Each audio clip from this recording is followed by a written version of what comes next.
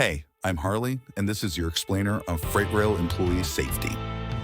Freight rail is one of America's safest industries to work in.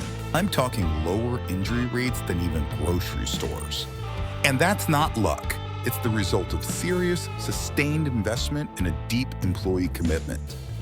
In fact, there's a saying I've heard from railroaders time and again: we're going to go home the way we came in. Railroads spend billions of dollars a year on training, equipment modernization, and technology. Every employee goes through rigorous training, and it doesn't stop after day one. Ongoing instruction is just a part of the job.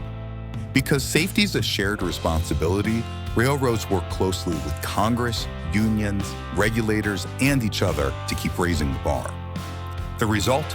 Fewer injuries, safer workplaces, stronger employees. Check out more of my videos at aar.org/Harley.